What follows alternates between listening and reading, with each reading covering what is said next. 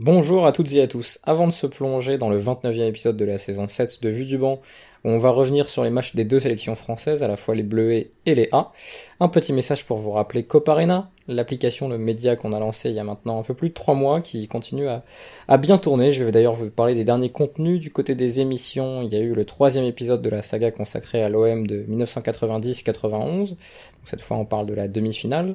Il y a eu le tome 2 de l'introduction à la littérature footballistique, qui peut vous intéresser aussi si vous êtes fan de bouquins consacrés au football. D'ailleurs, on va en parler dans cet épisode.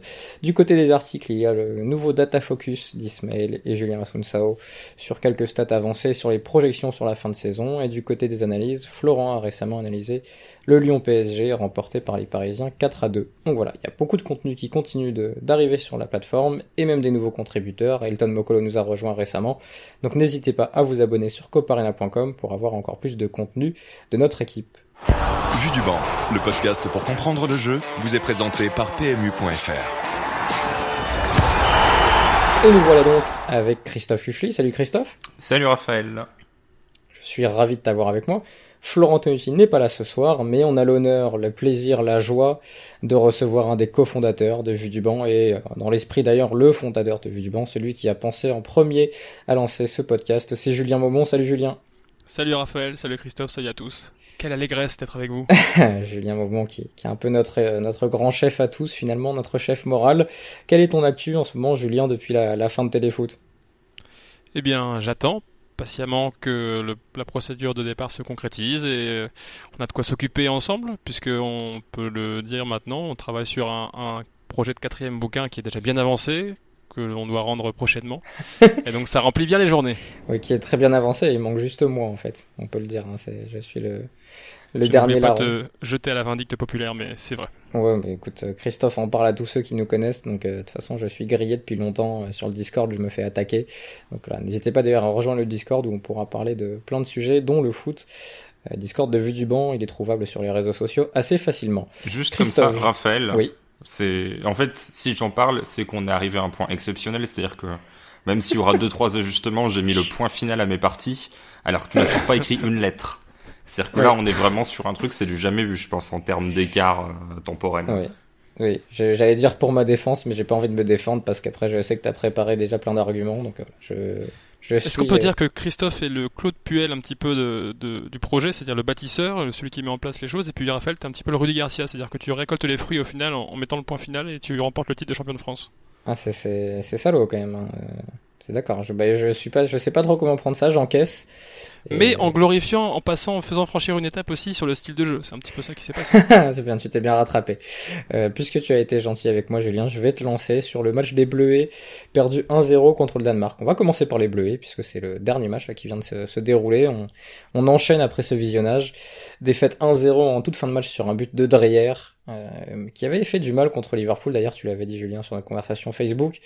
Alors, ça t'a inspiré ce match, t'as voulu qu'on parle de pas mal de choses, notamment de la culture du jeu française, du style de jeu, mais je vais d'abord commencer par un conseil de Rivellon sur Twitter qui nous dit déjà bonne nuit, et qui nous dit, vu la nullité des deux matchs, faites juste la partie invitée, ça suffira, promis. Bon bah voilà, on a présenté Julien, donc tu peux couper l'épisode, Rivellon. On va se placer sur le match des espoirs, Julien, si tu dois nous... Alors commencer par le commencement d'ailleurs, la chronologie, je vais donner la composition et puis après tu pourras te lancer sur tous les problèmes qu'a eu l'équipe de France. Lafond dans les buts, une défense à 4, Fofana, Koundé, Badiachil, Truffert. Je l'ai eu de droite à gauche pour faire plaisir à Christophe et à Julien aussi, je suis sûr que t'es comme ça parce que tu aimes l'ordre. Tout à fait. Un milieu à 3, Camara, Guendouzi, Kamavinga et une attaque. Alors là par exemple, qu'est-ce que je dois dire? L'ailier droit, puis l'ailier gauche, puis l'avant-centre, l'ailier droit, puis l'avant-centre, puis l'ailier gauche. Quelle est votre philosophie là-dessus? Oui, de droite à gauche. D'accord. Bah, Fèvre, Edouard, Gouiri. Les trois de devant. Contre un Danemark qui partait comme outsider. Est-ce qu'on a vu des problèmes dans le style de jeu, Julien, qui rappelle un peu ce que vit l'équipe de France dans pas mal d'oppositions où elle doit faire la différence sur attaque placée? Est-ce que finalement les problèmes de l'équipe Espoir ressemblent aux problèmes qu'on a l'habitude de voir pour l'équipe A? Oui, et c'est ça qui va amener des questions plus larges, je pense, sur ce que tu évoquais, la culture du jeu française, à la fois la formation des joueurs, pour leur donner les outils de répondre à ce genre de situation, et puis aussi à la fois les ressources qu'ont les entraîneurs eux-mêmes pour donner des clés tactiques et trouver les bons ajustements ou mettre en place les bonnes choses. Ce qui est curieux dans ce match, c'est que sur les 5-10 premières minutes, Christophe peut-être pourra pourra acquiescer ou non, c'est qu'on a vu le Danemark qui a posé d'abord une problématique de jeu différente en essayant d'aller presser haut, avec un pressing qui ressemblait un petit peu à celui de Liverpool, avec des ailiers qui venaient un petit peu orientés vers l'intérieur, avec un attaquant de pointe tout jeune Fagir qui a genre 17 ans seulement, qui gardait Kamara à la sentinelle dans son ombre, on va dire, si on traduit le cover shadow anglais. Et donc on a d'abord vu ce scénario de match où on pouvait se dire tiens, c'est une problématique à laquelle les sélections françaises ne sont pas forcément habituées, ça peut être intéressant, mais sauf qu'au bout de 5-10 minutes, le Danemark s'est vite replié en bloc bas avec un 4-5-1, 4-1-4-1 très compact, qui a donc mis l'équipe de France dans cette configuration qui nous pose tant de problèmes depuis des années maintenant, cette position d'attaque placée avec du temps pour construire initialement, avec l'impératif donc de mettre du rythme, de créer soi-même des situations de jeu que l'adversaire n'offre pas. Et donc, ces difficultés que l'on aura rencontrées, qu'on va pouvoir détailler.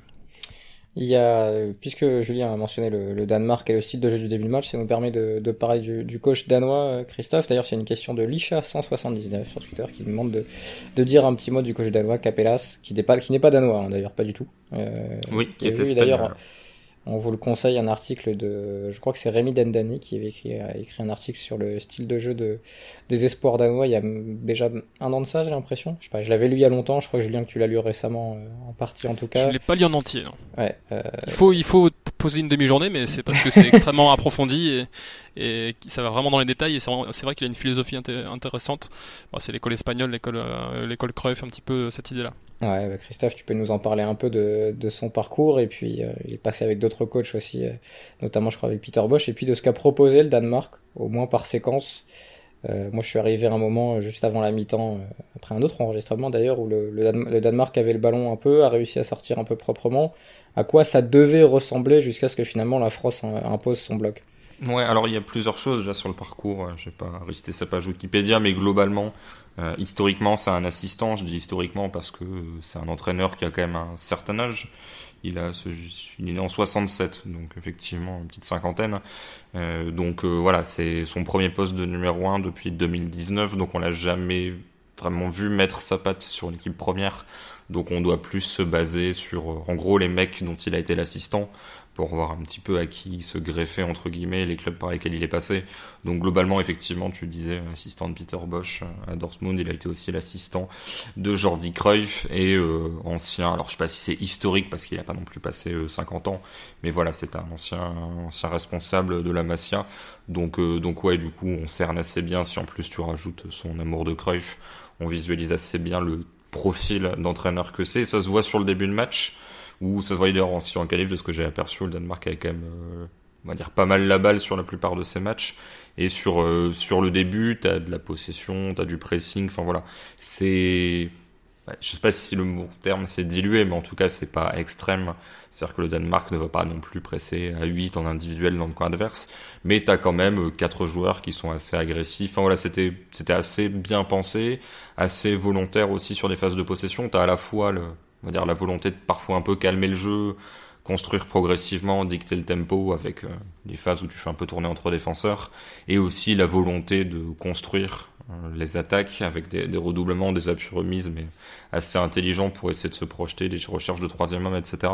Seulement, alors en fait, je sais pas à quel point c'est forcé et à quel point c'est une volonté de la part du Danemark. C'est-à-dire que alors moi, c'est un avis totalement extérieur. Je pense qu'il y a un peu les deux. Je pense que d'un côté, tu ne peux pas rivaliser tout le match par rapport à la qualité technique française, et je pense que tu es quand même un petit peu obligé de reculer, et tes déficits techniques font que tu ne peux pas forcément avoir des constructions toujours ultra pertinentes, parce que tes premières touches peuvent être défaillantes, etc. dans l'entrejeu.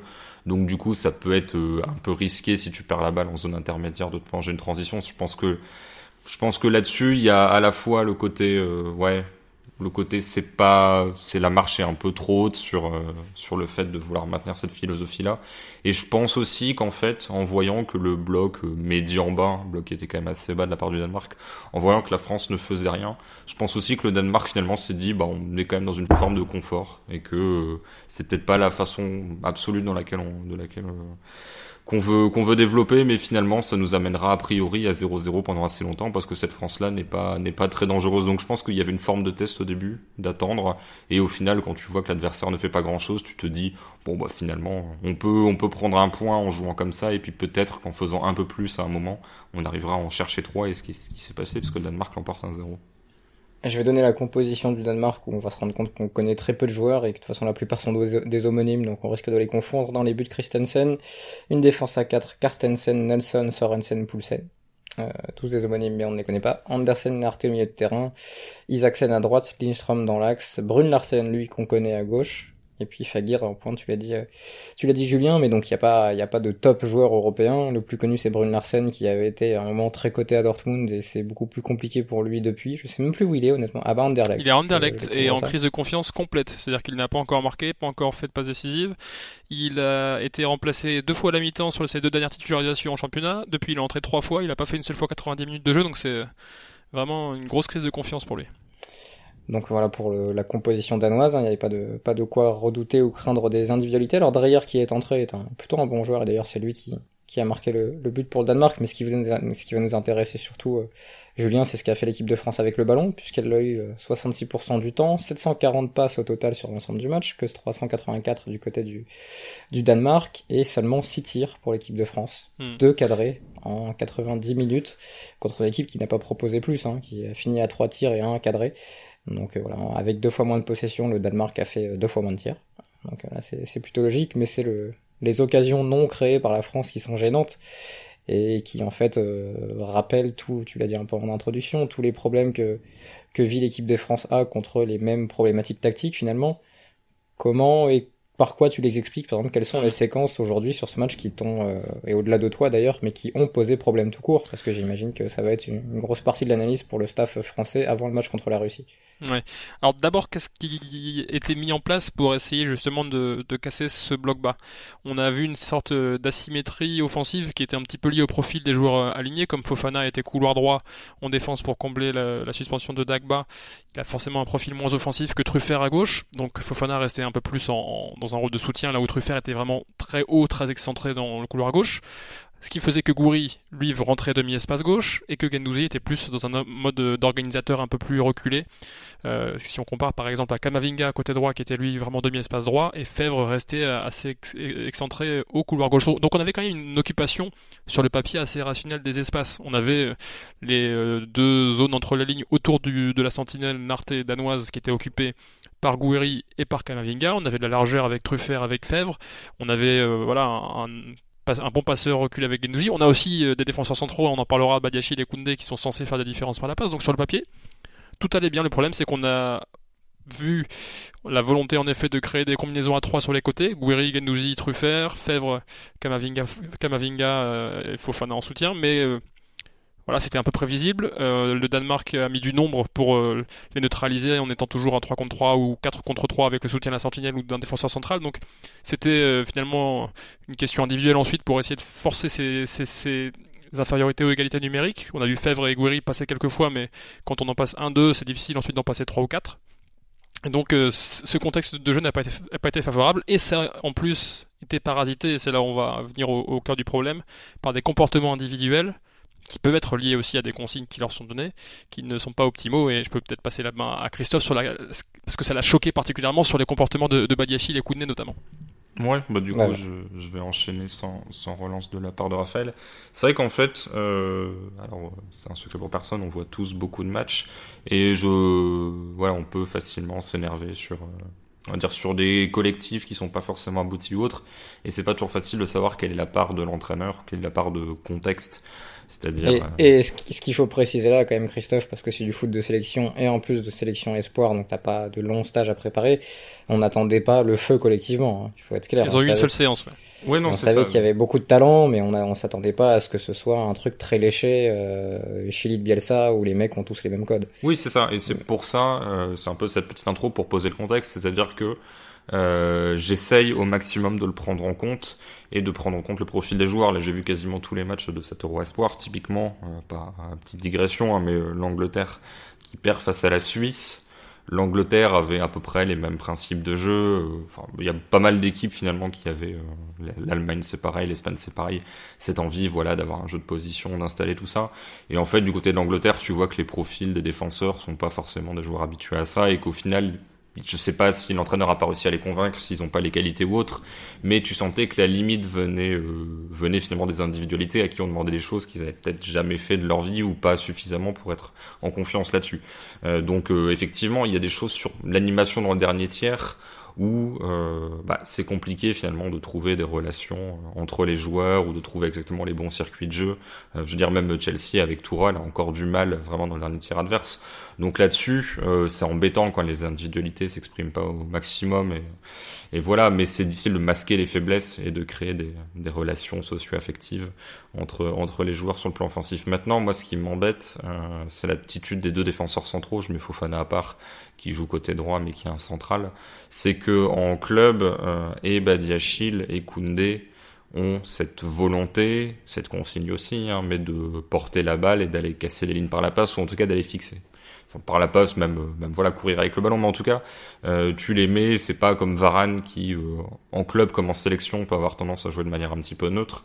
Badiachil et Koundé, encore plus Koundé, qui se retrouve parfois demi-espace en tant que milieu offensif côté droit, sont des joueurs ultra proactifs et qui vraiment te permettent a priori de ne pas avoir à faire décrocher d'autres éléments parce que eux vont te permettre finalement voilà de garder toutes ces positions offensives. Donc du coup c'est vraiment la base absolue pour avoir un bon jeu de position, c'est en tout cas ta première ligne défensive va être tout à fait prête et non pas prête, et ensuite c'est aux deux suivantes un peu de faire le boulot.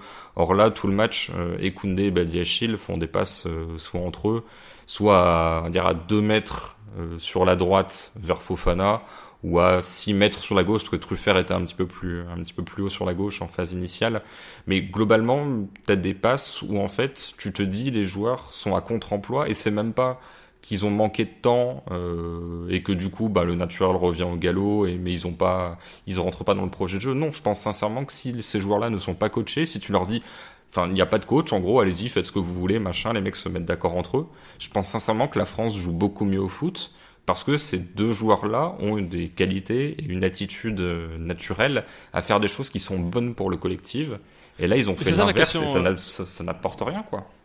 Parce que la question, c'est est-ce que ce qu'ils montrent en club, est-ce que ce sont des attitudes naturelles qu'ils font spontanément, ou est-ce que ce sont des attitudes qui sont provoquées par le contexte de jeu mis en place par l'entraîneur? C'est-à-dire qu'on connaît le contexte de jeu à Séville avec Lopetegui, voilà, c'est vraiment très cadré avec des circuits bien précis, même si Koundé a une certaine liberté aussi dans ses projections dans ces circuits-là. À Monaco, quand on regarde un match, on entend Kovac au bord de la touche, à chaque fois qu'un de ses centrales a le ballon, lui dire fixe, pour qu'il aille vraiment générer cette attitude de conduction pour aller fixer la ligne adverse et créer des décalages. Donc il y a cette question, alors c'est vrai qu'on peut se dire oui, ils ont le talent, ils le font au quotidien, et c'est curieux de savoir pourquoi il n'y a pas ce transfert avec justement seulement très peu de jours pour désapprendre en quelque sorte ce qu'ils font en club. Pourquoi il n'y a pas ce transfert qui devrait se faire naturellement en effet en sélection, d'autant plus dans un contexte de jeu comme ça où ils sont censés être dans un contexte idéal. Tu vois, c'est marrant que tu parles de Kovac, Julien, parce que quand il était en Allemagne, je pense que Christophe pourra confirmer ce que j'avais lu et vu de son Bayern, c'est que c'était un des coachs qui arrivait le moins à développer des attaques placées en Bundesliga. C'est que le Bayern était peut-être dans sa période la plus faible sur attaque placée depuis Guardiola, pire qu'Ancelotti, et en Ligue 1 c'est un des mecs qui est le plus fort sur cette phase-là, avec notamment les Diop entre les lignes, ces joueurs qui viennent à l'intérieur, Tchouaméni qui se déplace intelligemment. Donc ça pose aussi la question finalement de quel retard on a pris sur cette phase de jeu par rapport à beaucoup d'autres pays, et comment ces autres pays et ces autres coachs à l'étranger ont réussi à se moderniser et finalement à faire face au problème inhérent du foot qui est le creusement des inégalités entre les gros clubs et les petits clubs, ce qui fait que parfois t'es obligé en fait de faire la différence sur attaque placée parce qu'on vient plus te presser, on vient plus t'embêter en sachant que de toute façon tu vas être trop supérieur pour être vraiment gêné. Et j'ai l'impression, Christophe, qu'en France on n'arrive toujours pas à utiliser pourtant des joueurs qui maintenant sont formés pour être capables de le faire. C'est-à-dire qu'à une époque on n'avait pas les joueurs, donc tu te disais bon pourquoi pas.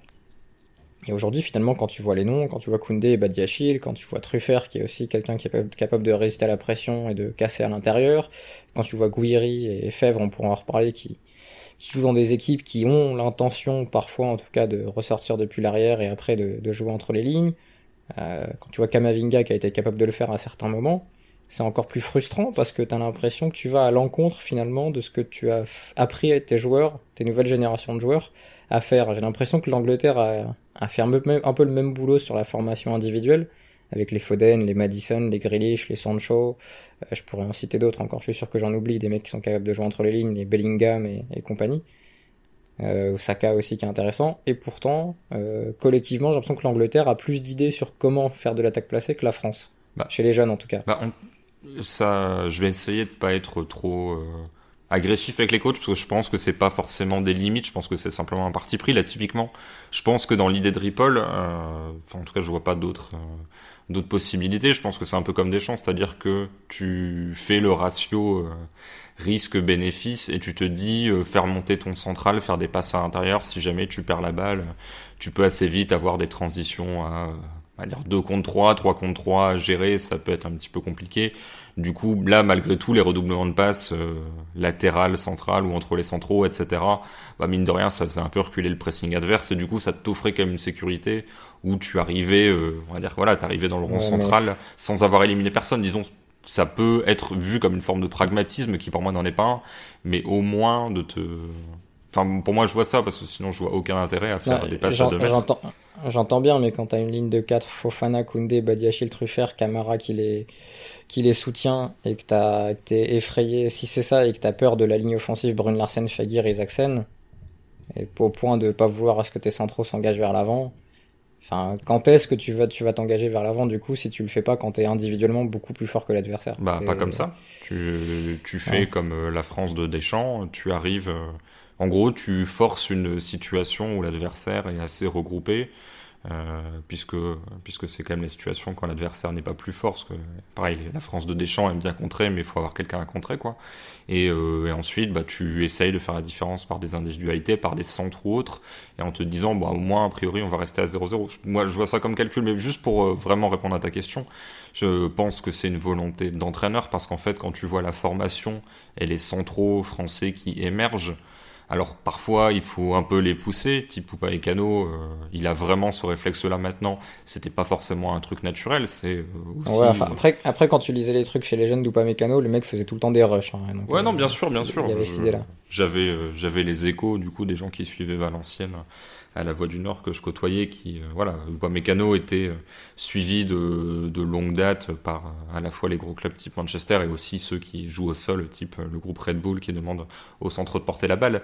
Mais je veux dire, un Upamecano, il a fallu quand même un petit peu le cadrer ou autre, mais il avait déjà cette volonté-là. Mais Koundé, alors Badiachil, je connais moins bien, j'ai l'impression qu'il faut quand même que Kovac soit un peu sur son dos, entre guillemets, que c'est moins naturel que d'autres. Mais Koundé, c'est naturel. Maxence Lacroix, qui est à Wolfsburg, c'est relativement naturel aussi. Et alors parfois c'est par la passe, parfois c'est des rushs, parfois c'est un mix des deux. Mais en tout cas, cette volonté vraiment de ne jamais être neutre, de jamais faire des passes à 2 mètres à quelqu'un qui serait plus talentueux que toi. Après, ce que je comprends, ce que tu veux dire, c'est est-ce que le développement aurait été le même s'ils étaient restés dans un club français classique? C'est ça. Est-ce que le développement de Badiachil se fait comme ça si Monaco ne prend pas Kovac et prend un coach beaucoup plus classique dans ses intentions de jeu française année 2010? C'est ce qui pose la question de la dualité entre formation individuelle. En effet, on forme des joueurs qui ont sur le papier les qualités techniques, physiques aussi, pour jouer, pour résister à la pression, pour trouver des décalages, pour les créer par eux-mêmes. Mais est-ce qu'on leur offre ensuite le cadre tactique suffisamment sophistiqué au niveau collectif pour qu'ils puissent exprimer ces qualités-là en harmonie avec d'autres joueurs autour, avec des complémentarités? Et c'est un des gros enjeux, une des grosses problématiques pour les sélectionneurs, puisqu'on évoquait le temps très réduit. Ils doivent arriver à une sorte d'idiosyncrasie entre tous les modèles de jeu qui sont présents dans chaque joueur. Au final, chaque joueur arrive avec des caractéristiques de son modèle de jeu développé en club, et il doit un petit peu désapprendre certaines choses, en garder certaines autres, pour s'intégrer dans le modèle de jeu de sélection qui a moins de temps pour être travaillé. On peut se poser la question aussi, est-ce qu'il est aussi sophistiqué que peut l'être celui du Danemark, finalement, parce que Capellas, quand il est pris par le Danemark, c'est clairement parce qu'il appartient à un courant philosophique sur lequel la fédération danoise veut s'appuyer pour développer ces jeunes joueurs, pour les amener vers ce style-là. On a moins de philosophie de jeu marquée, en tout cas moins paradigmatique en France qu'on peut l'avoir en Espagne, par exemple. on a finalement aussi une approche du jeu qui est peut-être moins axée sur la recherche, sur la théorie, sur des choses comme ça qui peuvent conduire à des réflexions un peu plus poussées. Je sais pas, hein, je lance ça un petit peu comme ça pour essayer de trouver des pistes de réflexion. Mais tout ça conduit à ce qu'en effet, les joueurs qui sur le papier ont les qualités, comme vous l'évoquiez pour le faire, on n'arrive pas à les animer au final. On a des structures qui peuvent se mettre en place. On évoquait tout à l'heure les schémas mis en place par Sylvain Ripoll. On a les joueurs qui peuvent les animer, mais on n'arrive pas à générer cette animation complémentaire et coordonnée. Juste Julien, il y a un cas qui sera intéressant à suivre. Là, j'évoquais quelques joueurs. Alors, on peut en citer d'autres, des jeunes défenseurs français, même un Konaté, a appris à prendre des responsabilités avec ballon. Il y a un joueur qu'on aime tous les deux bien du côté de Valenciennes, qui n'a que 17 ans, qui a déjà tous les codes de la relance au sol et parfois presque même trop d'ambition. Le petit Doucouré, et ça fait partie des joueurs dont on va voir, alors après il y aura la question défensive ou autre, mais je pense selon ce que va en faire un entraîneur, tu peux en faire le défenseur limite un Mats Hummels dans son rapport au ballon, ou je sais pas, un Lucio de l'époque, quelque chose comme ça, ou un truc beaucoup plus cadré, beaucoup plus neutre en fait, selon ce que tu l'autorises à faire finalement. Ouais, ça rejoint un petit peu la responsabilisation que tu donnes. Mais ce qui est curieux, Sylvain Ripoll a réfléchi depuis de longues semaines à cette phase de poule. Je pense qu'il savait à peu près qu'il allait partir avec les défenseurs qu'il a alignés aujourd'hui. Et je peux pas croire qu'il n'est pas conscient de leur qualité. Voilà, donc c'est peut-être pas seulement la question aussi de ce que voit l'entraîneur, c'est comment réussir à générer ces comportements. En fait, c'est un défi presque quotidien pour les coachs. D'ailleurs, sur la question petit quiz, je vous l'avais promis en off, les amis. Ah oui. À votre avis, donc l'équipe de France a réalisé 740 passes. Combien de passes ont échangé Badiachil et Koundé ? Je dirais 80. C'est beaucoup, mais je crois que Kroos et Modric étaient vers les 60. Donc, pour l'échelle de valeur, ça peut être pas mal. Bon, vu que t'as fait un je dirais c'est 72, 73. C'est 77. En gros, 10% des passes de l'équipe de France sont entre les deux centraux. Et si on ajoute Fofana, qui est un petit peu le latéral droit un petit peu reculé, on a 133 passes. Et je pense que tu peux rajouter les passes Badiachil Truffert, parce que j'en ai vu beaucoup aussi. Mais pas tant que ça. Si je regarde, séquence du match, il y en avait pas mal. Et pour moi, c'est vraiment la même passe que Varane-Pavard en A. Ah oui, non, je dis pas tant que ça, mais en fait, c'était la deuxième passe la plus fréquente, ouais. 37 passes de Badiachil à Truffert, ouais. Mes yeux ne me mentent pas.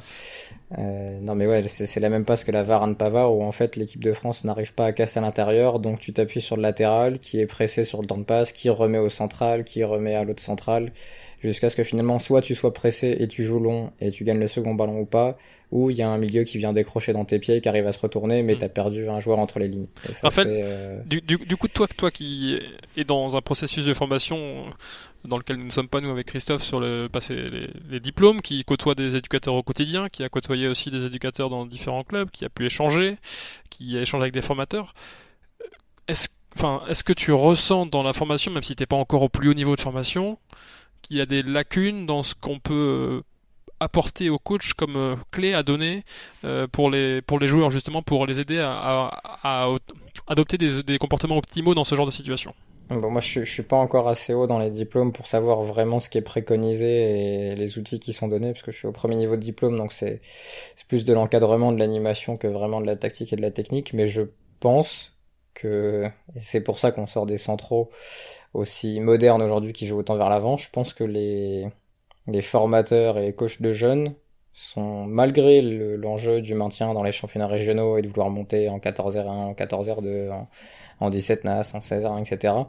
Je pense qu'il y a pas mal de formateurs qui finalement demandent plus de choses à leurs centraux qu'une fois que les mecs arrivent en Ligue 1 dans certains clubs.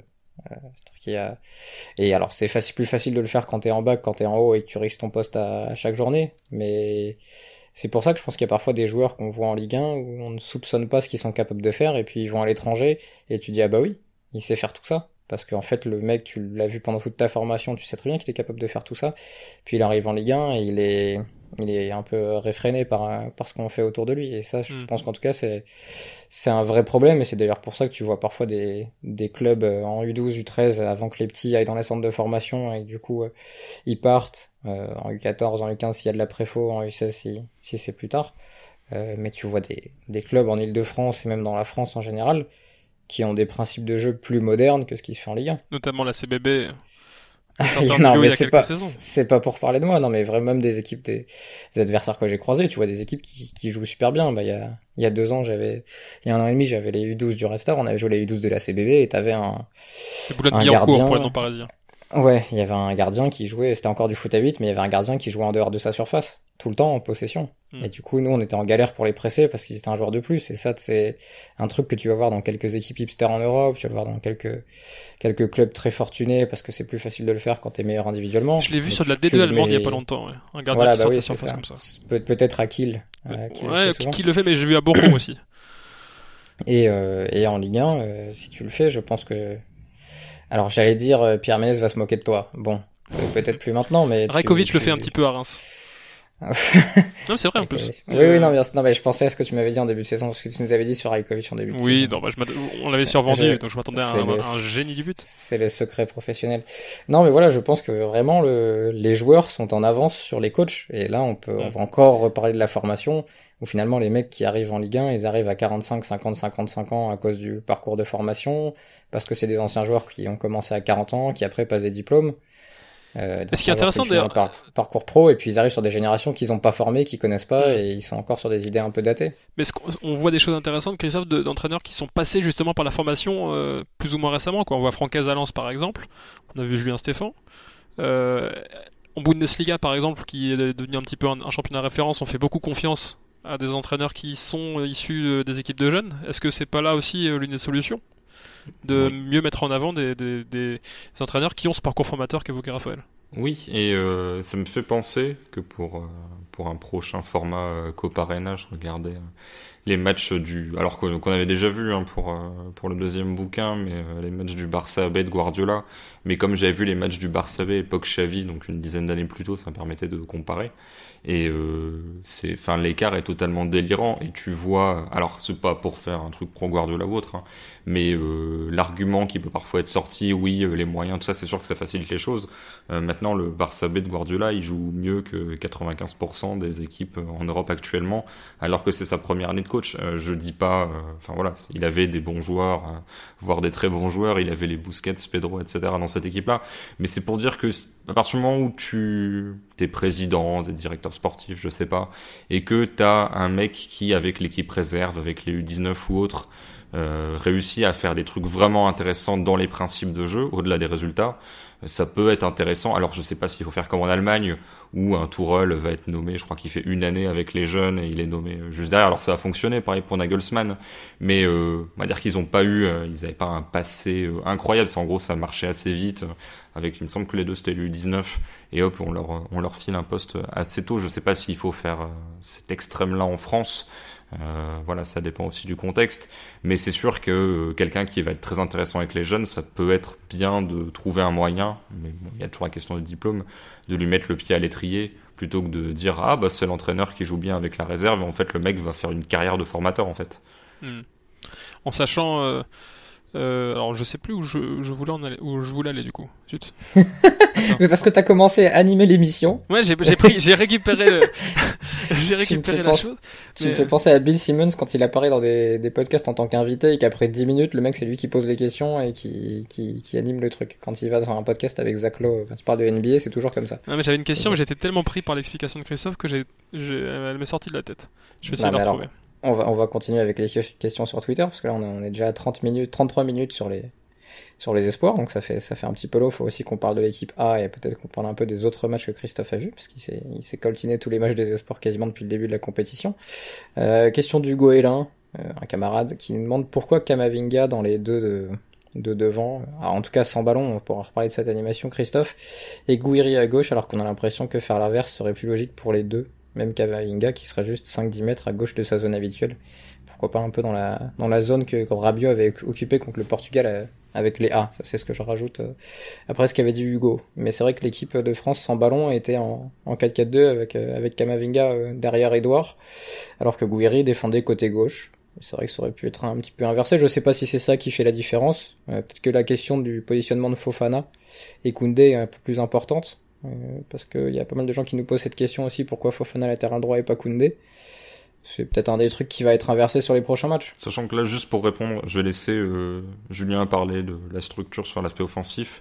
Alors j'étais on the record, je vous ai dit avant que j'étais très énervé de voir Fofana latéral droit et pas Koundé vu les profils. Maintenant ça peut être aussi le choix d'installer, tu vois, il y a un suspendu machin, d'installer Koundé en charnière en te disant effectivement ça, il serait meilleur dans l'axe, il serait meilleur à droite, maintenant son vrai poste c'est dans l'axe, donc du coup bah on va l'installer à son poste naturel. Si t'as pas de latéraux, tu peux jouer à 3 derrière aussi. Oui, non, bien sûr. Mais je veux dire, ça peut être une explication de pas vouloir changer l'un de tes meilleurs joueurs de poste juste pour un truc ponctuel. Maintenant, c'est vrai que on peut parler de ça, mais on peut parler simplement du côté. Je sais pas si redondant c'est le bon mot, mais le manque de créativité de Kamavinga, Guendouzi, Camara, du fait qu'il y ait beaucoup de remises en retrait, ou alors, je sais pas, Julien il parlera de ce qu'il veut, ou alors de Gouiri côté gauche qui m'embête parce que en fait je le préfère proche du but, quoi. J'ai l'impression qu'il y a un côté un peu facile. Après, à Nice, il évolue un peu dans ces zones-là, mais plus intérieures. Ouais, en fait, moi, Gouiri, alors c'est la comparaison que tout le monde fait, hein, mais il y a quand même un petit côté un peu Benzema où moi je le préfère en neuf, mais qui serait dans ses rôles, la Benzema, la Firmino, un peu 9,5 qui va décrocher, qui va être capable de bouger. Et là-dessus, tu peux l'associer à un autre. Alors ça peut être soit avec des ailiers qui vont prendre la profondeur pour occuper cet espace, soit avec un autre attaquant qui va être plus de surface. Mais je le préfère là plutôt que dans un truc où il part du côté, où il peut être intéressant aussi. Hein. Mais je le préfère en mesure d'être sur une position axiale où il peut vraiment combiner, faire valoir ses qualités de haut jeu, etc. Plutôt que d'avoir un truc où ça peut ressembler quand même un petit peu aux ailiers qui, pour moi, ont moins de qualité que lui, le rôle. Alors, quelqu'un de très talentueux, mais les rôles à la Coman, voilà, qui pour moi le brident un petit peu finalement. Et pourtant, j'ai trouvé que c'était le meilleur, Julien, ce soir. C'est pour ça que je suis pas sûr. Tout ça. Ouais, c'est pour ça que... Oui, alors je comprends la question d'Hugo, parce qu'on peut imaginer en effet Kamavinga dans un rôle à la Matuidi en phase défensive, c'est-à-dire que ils défendent le couloir gauche pour laisser Gouiri et Edouard devant en première ligne, et puis qu'en phase offensive, ils viennent relayeur gauche pour laisser le couloir à Truffert, et puis Gouiri qui viendrait dans sa zone préférentielle quoi qu'il arrive, axe gauche. Parce qu'au final, c'est la zone qu'il a globalement occupée, ouais. Et en effet, de toute façon, il a... Dans cette configuration où il n'y a pas beaucoup d'espace, c'est peut-être pas plus mal de l'avoir lui en détonateur un petit peu excentré, avancé, quoi. J'aime bien quand il repique intérieur, qu'il s'appuie sur un attaquant, qu'il le redemande dans un autre espace, et il peut servir pour aller ouvrir à l'opposé après, tu vois. Il peut servir du dédoublement de Truffert justement pour son timing de rentrée intérieure. Donc je suis un petit peu d'accord avec Christophe aussi. Son profil, je pense que il peut être optimisé dans l'axe, mais là dans la configuration de match de ce soir, ça n'a pas été si gênant parce que ça a été en effet le plus percutant. Ouais. Dans l'axe, sur un match comme ça, il touche combien de ballons? Bah c'est ça, parce qu'à la mi-temps, Hudson-Edouard en avait touché 15. Alors après, on peut se dire que Gouiri a la faculté peut-être à se rendre un peu plus disponible que Hudson-Edouard pour en toucher un peu plus, mais il y a eu tellement de lacunes qu'on a évoquées dans les phases initiales de construction du jeu que pour l'atteindre, c'était peut-être plus facile quand il était excentré, un petit peu hors du bloc. Une question de Balessimo Christophe qui m'a bien fait rire et qui est à la fois premier et deuxième degré. De quelle autre nation peut-on dire que le jeu des espoirs est aussi proche que le jeu des A? C'est vrai que là, en termes de culture et de filiation, on dit souvent, ouais, on aimerait bien qu'il y ait une culture du jeu en France, une idée de jeu, une philosophie. À Christophe, d'un soir à l'autre, on a retrouvé les mêmes problèmes. Absolument. Et du coup, j'essaye de répondre de manière très sérieuse à la question. Donc je regarde à nouveau les feuilles pour bien me rappeler tous les matchs que j'ai vus sur cet Euro Espoir. Et alors l'Allemagne joue de la même façon que les A. Avec alors bon, c'était la Hongrie en face, donc c'était quand même relativement faible, mais avec on met la balle dans le camp adverse proprement et ensuite on presse comme des barbares dès qu'elle est perdue pour avoir des temps forts un peu infinis. L'Espagne a aussi ce côté où c'est plein de bonnes intentions, mais c'est quand même assez stérile, assez lent. Heureusement ils avaient Brahim Diaz qui faisait un peu des différences et Cucurella qui débordait, qui centrait, mais sinon voilà, ça caricature un peu, mais ça tripote beaucoup et tu fais pas toujours des décalages. Les Néerlandais ont un peu la filiation, mais après tu peux le prendre aussi, c'est-à-dire que les Néerlandais ont pas, j'ai pas vu le match des A, mais perdent chez les A, ils font un match nul décevant face à la Roumanie chez les Espoirs. Mais ouais, disons que l'Espagne, je pense, a les mêmes problèmes, mais l'Espagne a parfois des générations espoirs qui sont totalement surdimensionnées, qui écrasent les compètes, bon pas forcément celle-ci. mais vraiment une équipe qui aurait les mêmes problèmes L'Angleterre de jeu. L'Angleterre peut-être, tu évoquais parce qu'il y a le problème de créativité de la première ligne, même si en A ils ont avec Stones maintenant peut-être un peu plus de créativité sur la construction. En tout cas en Angleterre il y a une volonté avec l'ADN, le English DNA, de créer une approche de jeu commune à toutes les sélections avec des caractéristiques physiques, techniques, tactiques, mentales prédéfinies pour chaque poste pour tous les joueurs des sélections, avec évidemment une certaine liberté pour les sélectionneurs au sein des principes évoqués, mais il y a une volonté d'uniformité en tout cas vers le style de jeu un peu moderne qu'on voit, le jeu un peu technique avec de l'intensité. Ouais, je suis d'accord. Après, le truc, c'est que l'Angleterre est un peu pour moi une forme de croisée des chemins, c'est-à-dire que les principes sont globalement les mêmes. Maintenant, t'as pas les mêmes joueurs pour les animer au niveau espoir et au niveau A, et t'as un écart. Là, le match des espoirs, tu sens qu'ils ont l'idée, mais qu'ils sont pas capables de l'appliquer, parce que je pense que si t'as Phil Foden, par exemple, en espoir, ça serait totalement différent, quoi. Lui, il décrocherait, il prendrait la balle et il te la mettrait dans le dernier tiers sans problème. Donc l'Angleterre veut faire la même chose, mais s'il y a quand même un écart dans l'exécution, je trouve. Mais à chaque fois, encore une fois, c'est des bonnes idées, mais qui parfois tu manques d'intensité, tu manques de joueurs capables de faire la différence, tu manques on va dire, d'automatisme, donc du coup, tu fais pas les décalages. La France, que ça soit en A ou en espoir, pour moi, t'es quand même sur un truc où tu limites les risques défensifs, et offensivement, à part mettre 2-3 individualités dans les meilleures conditions, c'est difficile de voir finalement la marge de progression sur un aspect collectif. Alors, ça s'entend comme approche. Mais... Si on parle d'individualité, qui aimeriez-vous voir parmi ceux qui n'ont pas démarré le match? Je vois que Oussama Aouar n'était même pas sur la feuille de match. Non, parce qu'il est forfait. Ah ouais, très ok. Comme donc Jeffrey Adelaide, Oussama Aouar et Moussa Diaby, donc ce qui enlève quand même des individualités. Mais alors il y a quand même, je vais citer les noms. Derrière, il y a Ibrahima Konaté. Bon, ça va être compliqué de s'imposer derrière. Il y a Pierre Kalulu aussi. Milieu de terrain, donc plutôt mi-axial à la place de Camara, Kamavinga, Kendouzi, pourquoi pas de Chouameni. Il y a Bouba Soumaré aussi qui est entré en cours de match. Poste latéral gauche, il y a Fetou Mawassa. Il y a pas de latéral droit dans la liste. Donc, enfin, il y a Colin Dagba, mais que je crois qu'il était dans la liste. Il était suspendu là. Pas. Suspendu, très bien. Plus haut sur le terrain, il y a les possibilités de l'orienter. Je sais pas comment faut dire. L'orienter, voilà. Comme son club. Jonathan Iconé, Alexis Claude Maurice, et puis devant il y a Randall Colomwani qui est entré et qui d'ailleurs a fait un peu de dégâts à un moment, un rush en solo qui aurait pu se terminer par un but sur s'il y avait un peu moins de densité. L'une des rares transitions françaises, mais avec le repli, il s'est retrouvé à un contre 6 ou 7, ouais. Parmi tous ces noms-là, qui peut, si le problème n'est pas réglé collectivement, qui peut apporter un petit peu à l'équipe de France à l'intérieur du jeu, même si bon, c'est pas le milieu de terrain offensif qui va amener les centraux à jouer à l'intérieur s'ils n'ont pas le droit de le faire ou s'ils se sentent pas de le faire. Quand on voit les noms, potentiellement ça peut être Iconé, Claude Maurice, mais pour moi c'est aussi un des absents principaux qui n'a pas été choisi, c'est Sofiane Diop. De Monaco qui s'inscrit tout à fait dans cette optique-là, qui joue dans ce rôle-là à Monaco et qui après, est-ce qu'il aurait pas été derrière Gouiri vu les zones qu'ils occupent dans cette équipe espoir? Ouais, alors après c'est une question d'organisation après aussi. Tu peux le mettre à la place d'un de tes trois milieux de terrain et ensuite tu réorganises ta manière de défendre à partir de ça. Tu es blasphème là, Julien. Tu veux mettre non, parce que là les trois milieux de terrain on peut en parler aussi, mais il y a quand même, enfin, ces trois mecs qui sont assez neutres, c'est peut-être un peu fort.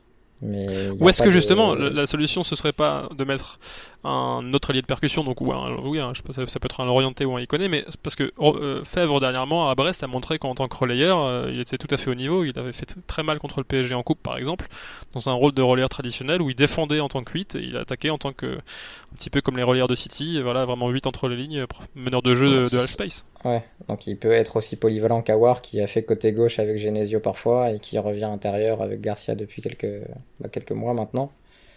Pourquoi pas faire pareil avec lui? Ouais, je sais pas, Christophe, on va quand même pas commencer à se poser la question de la profondeur de l'effectif de l'équipe de France. Non, parce que tu vois, je proposais tout à l'heure, Julien, finalement, vu que tu sais pas quoi faire de ton poste de latéral droit, là, de jarter le poste de latéral droit, de passer à 3 et d'avoir un joueur de couloir à droite, ça pourrait être l'orienter sur cet aspect-là, vu ses qualités de vitesse et de débordement. Oui, c'est ça. De toute façon, on peut imaginer que Fofana continue à défendre le couloir droit et qu'en phase offensive, il se recentre. C'était pas si loin de ce qui s'est passé concrètement aujourd'hui tout de même déjà, de toute façon dans l'animation. Mais c'est vrai que Fèvre est peut-être moins à l'aise en excentré haut de percussion que ne l'aurait été un Diaby s'il n'avait pas été blessé. Ouais, peut-être que Badiachil et Koundé, s'ils sont axial droit et axial gauche d'une défense à 3, auront peut-être des meilleurs angles de passe vers l'intérieur. Je me pose la question aussi. Ouais. Mais bon, À partir du moment où les mecs ont 20 mètres d'espace et qu'ils l'attaquent pas et que t'as Soumaré qui va décrocher pour être servi à la même hauteur que Badiachil, alors que Badiachil a un espace à attaquer, je pense vraiment qu'il y a la volonté de garder certaines zones, certaines couvertures, etc. Et que ça pourrait se régler. Enfin, pour moi, vraiment, le truc, c'est tu changes pas forcément le système, mais tu mets Diop sur l'un des 3 postes du milieu. En fait, je vois pas ce que, à dire la perte que tu auras par rapport au gain. En fait, super. Non, parce que tu vois, quand t'as 2 centraux, t'as des angles de passe diagonaux, mais qui t'emmènent plus vers l'extérieur. Si t'es droitier à droite et gaucher à gauche, parce que tu joues assez resserré. Alors que si t'as 3 centraux, Badiachil et Koundé peuvent être assez écartés et finalement ils peuvent trouver des diagonales qui vont revenir vers l'intérieur. En tout cas, c'est un des avantages de la défense à 3. Et si t'es un peu paniqué par l'idée de prendre des risques quand tu pars d'une défense à 2, c'est peut-être plus facile de trouver ces diagos-là. Je pose la question, mais en effet, si t'as un Diop qui se place mieux entre les lignes, peut-être que mais il faut aussi que tes deux milieux, Camara et Guendouzi là ou Kamavinga, soient capables d'ouvrir les angles de passe pour les défenseurs centraux. Et ça, c'est quand même une grosse complication pour le moment.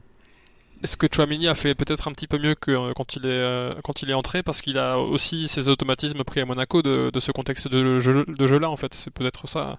Il les a un peu plus facilement que ne peut l'avoir un Camara ou un Guendouzi actuellement, qui sont bon, Camara, ça viendra sûrement avec le projet de jeu de Sampaoli, mais Guendouzi au Hertha Berlin, il n'est pas dans un projet de jeu très, très joueur, très expansif. Ouais.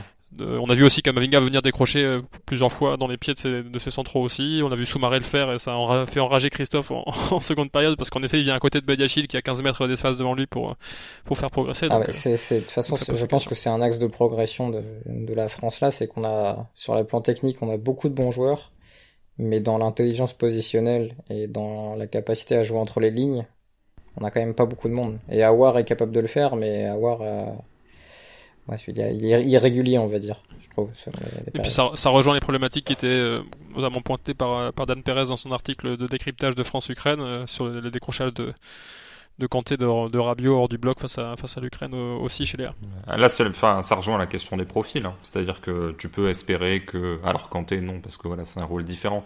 Mais tu peux espérer qu'un Rabiot progresse sur l'interprétation du football entre les lignes. Maintenant, quand t'es sélectionneur, c'est totalement différent d'être un entraîneur de club. Quand t'es un entraîneur de club, t'as une matière première entre 20, 22 et 30, 35 joueurs à disposition. Quand t'es entraîneur absolu, t'as aucune limite. Tu peux même prendre... tu peux faire comme un football manager, prendre des joueurs de 15 ans si tu veux. Enfin voilà, mais tu prends qui là en France comme joueur qui peut jouer entre les lignes? Bah tu prends Ndombele par exemple. Non mais ouais. Alors sur la notion d'entre les lignes, je suis pas complètement d'accord sur Ndombele. Pour moi, il va éliminer la pression et recevoir décrocher assez bas pour l'éliminer et après aller entre les lignes. Mais est-ce que c'est quelqu'un qui se place bien entre les lignes, Ndombele? Non, mais du coup, la ligne, il l'enlève en fait. Donc du coup, il n'a pas besoin de se positionner. Limite, c'est plus simple. Ce que veut dire Christophe, c'est que s'il décroche hors du bloc, il va, en tout cas, s'il reçoit le ballon, il va pas faire une remise à son central qui n'aura rien. Je suis d'accord. Après, ou pas Mécano joue pas du tout pareil à Leipzig en équipe de France, donc tu vois, je sais pas. Soit on a des joueurs qui sont capables de le faire et on n'arrive pas, ou alors on leur laisse pas le faire, soit on n'a pas assez de joueurs, mais quand je vois on va faire la transition vers l'équipe de France A, comme ça ce sera parfait. Aspect encourageant juste pour finir, parce que je me suis du coup souvenu entre temps de ce que je voulais dire tout à l'heure quand on parlait de la philosophie, notamment chez les jeunes.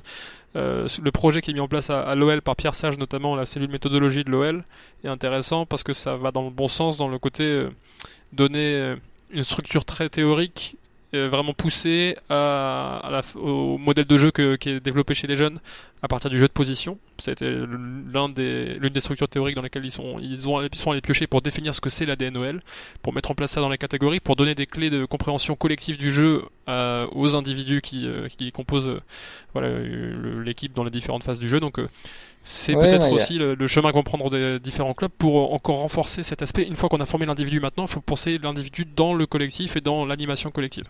Il y a quelques clubs où c'est intéressant, Lorient aussi, où Régis Lebris est un peu sur cette idée-là, et tu peux voir sur les matchs de jeunes de Lorient, notamment la réserve, que sur leur terrain, les zones sont indiquées, c'est divisé en couloirs, en demi-espace, en zone intérieure. Donc il y a des clubs en France qui se bougent, mais je sais pas si Parce que au niveau fédéral on arrive à le faire. Parce que c'est vrai que alors en Espagne ils mettent ça beaucoup vraiment en avant parce que c'est aussi un petit peu le chemin qu'ils ont choisi, mais si on compare un modèle de jeu basé sur le jeu de position, sur les étapes formatives, par rapport à un style un peu plus direct ou moins axé sur ces aspects-là, le jeu de position encourage vraiment beaucoup de répétitions techniques, de prise d'informations, de situations dans l'espace, de lecture du jeu, de manière beaucoup plus fréquente que d'autres approches de jeu, et ça peut en effet favoriser le développement du joueur tel qu'on l'imagine aujourd'hui, en tout cas dans ce genre de configuration de match que l'on évoque.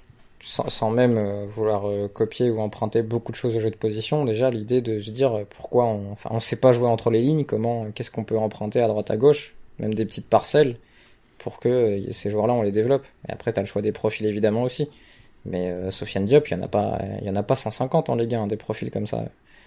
J'ai l'impression qu'Alexis Claude Maurice est un peu censé être un joueur de ce profil-là. Il y aurait Fulgini d'Angers qui a l'habitude de jouer entre les lignes.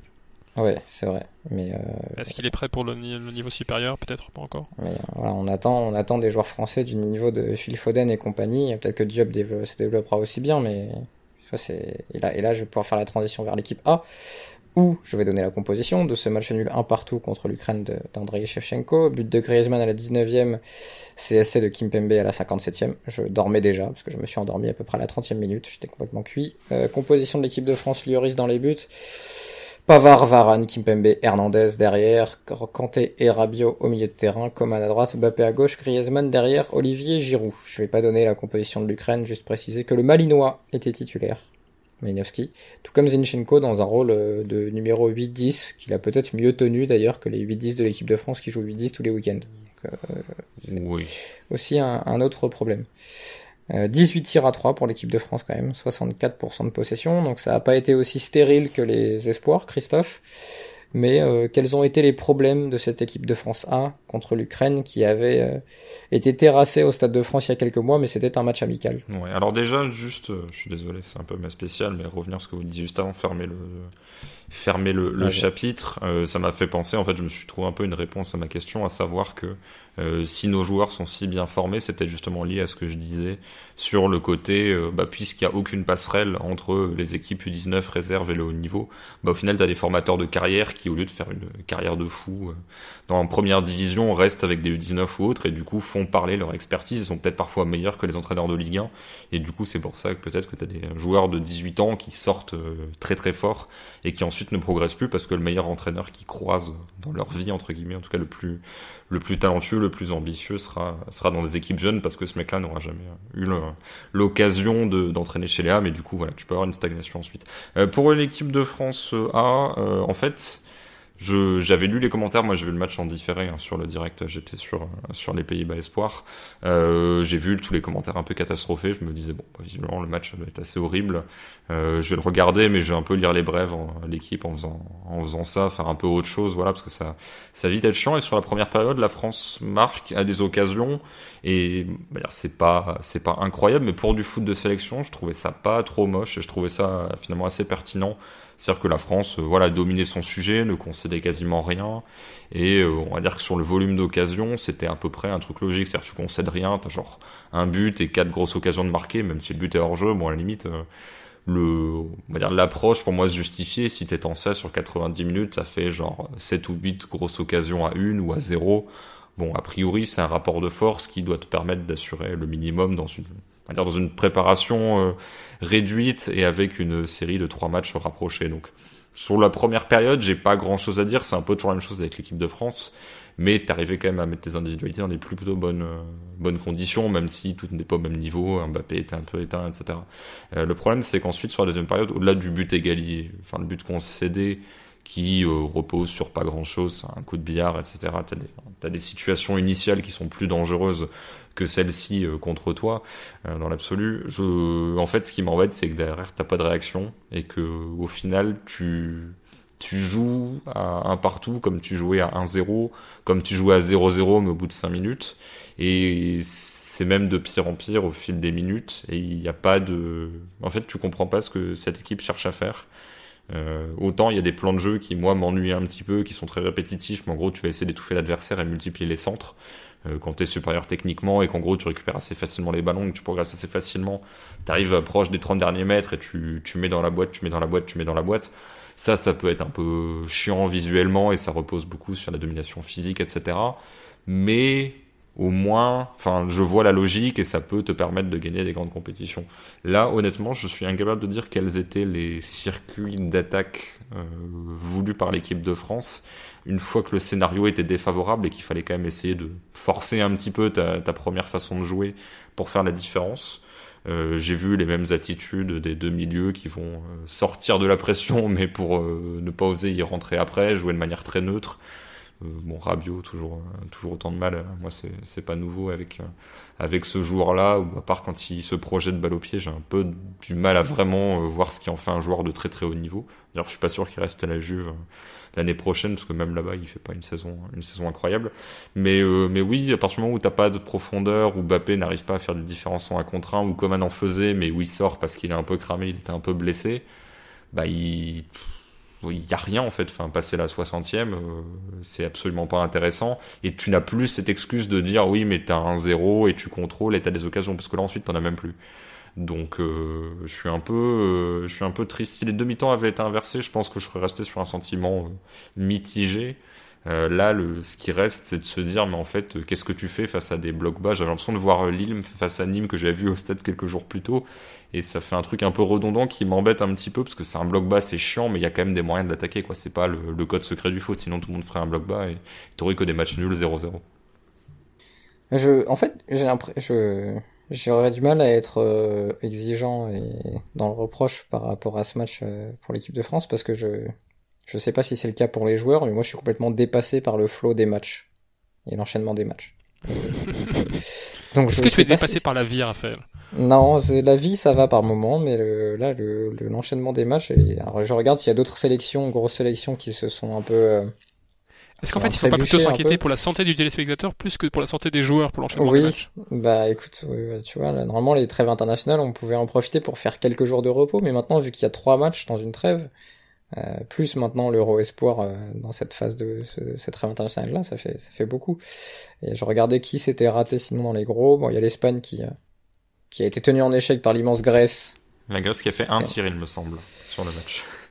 Écoute, c'est bien la Grèce. Hein, du coup, on peut poser la question, est-ce que l'Espagne a des problèmes pour le jeu de position sur les configurations repliées? Je sais pas. En tout cas, ils avaient 80% de possession et 920 passes. Donc ils ont fait encore plus que... Mais la Grèce, un tir cadré, hein, c'est pas mal. Parce que c'est vrai que voilà, on peut idéaliser le jeu de position pour résoudre ce genre de problème, mais même l'équipe qui incarne ce jeu de position sur la scène internationale fait face à quelques limites aussi dans ces configurations de jeu là aussi. Donc il faut prendre ça en considération. Le contexte du jeu fait aussi que c'est parfois compliqué de mettre en application le plan voulu sur le papier. L'Allemagne a battu de son côté l'Islande, l'Italie a battu l'Irlande du Nord, l'Angleterre a battu Saint-Marin. Bon, Saint-Marin, c'est quand même un autre niveau et beaucoup plus faible que l'Ukraine, par exemple. Le Portugal a battu l'Azerbaïdjan 1-0, difficilement, apparemment. Enfin, difficilement. Sans le gardien, sans une performance incroyable du gardien, je pense qu'il y a 3 ou 4-0. Mais bon, t'es quand même toujours, effectivement, sous la menace quand t'as un 0. Ah oui, parce que je regarde les stats, 29 tirs pour le Portugal, 14 tirs cadrés. Ok. Donc je retire le difficilement. La Belgique a battu le Pays de Galles. La République tchèque de Souček est allée gagner en Estonie 6-2. Contre l'équipe B de l'Estonie, parce qu'il y avait des Covid partout. Mais bon, triplé de la Souček, ouais. Et la Turquie a battu les Pays-Bas, je regardais. Alors là, on sort un peu des grosses nations, mais bon, l'équipe de France n'est pas la seule qui a peiné, il faut préciser, parce que là, Julien, on est un peu on lit un peu les performances des deux sélections françaises. Et parce qu'on est aussi quand même sur une continuité depuis plusieurs mois de ce type de performance. Il y avait eu alors le France-Portugal avait été pas mal sur ce plan-là quand même. Il y avait eu des belles séquences contre un Portugal qui n'était pas ultra offensif et qui n'était pas non plus allé chercher la France très très haut.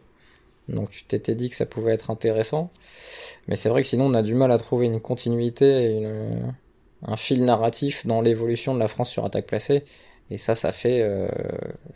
j'allais dire ça fait 4 ans, mais ça fait 20 ans en fait. Enfin, je sais même pas quand l'équipe de France a été régulière sur attaque placée. Ouais, ou à la rigueur, ça peut aussi être un choix de ne pas opter pour ce chemin-là, parce que c'est vrai que là on a tout regardé par ce prisme-là depuis le début de la discussion, mais on peut aussi se diriger vers un autre type de football, mais qui fait que sur les configurations de match où par exemple si on imagine un style un peu vertical à Liverpool, beaucoup grosse intensité sur le pressing, contre-pressing, bah, même dans ce genre de configuration de match, normalement, tu te crées des situations de jeu qui vont permettre de faire des choses. Liverpool, quand ils affrontaient des blocs bas, ils arrivaient à se créer des situations de contre-attaque sur des coups de pied arrêtés adverses. Ils arrivaient à se créer des situations d'attaque rapide sur des contre-pressing. Et peut-être que, en fait, le problème, c'est pas de pas choisir le jeu de position, mais d'être dans un entre-deux et dans une sorte de zone grise, philosophique ou stylistique, qui nous conduit à faire des choses un petit peu molles, entre guillemets, c'est-à-dire vraiment pas affirmer dans un style ou dans un autre, qui permet de, finalement, à long terme, peut-être d'avoir des résultats parce que tu peux être moyen plus, grâce à l'individualité en plus dans toutes les approches un petit peu que tu peux avoir dans un match, mais sans avoir suffisamment de certitude tout de même à long terme. Après, est-ce qu'il y a des... Alors déjà, je trouve qu'il n'y a pas beaucoup de clubs qui sont capables de contre-presser cette saison. Est-ce que les sélections sont capables, sur quelques jours comme ça, de mobiliser des joueurs à la fois mentalement et physiquement pour contre-presser ou jouer autrement que finalement dans des rythmes un peu moyens où deux équipes vont être en bloc médian voire bloc bas, tu vois. Ouais, alors donc c'est vrai que là ils ont vraiment eu très peu de temps, mais quand tu vois l'impact qu'a eu un Tuchel à Chelsea par exemple en quelques jours d'entraînement, ça n'a pas donné un résultat non plus évidemment dans toutes les phases du jeu de manière optimisée, mais la patte elle s'est sentie tout de suite.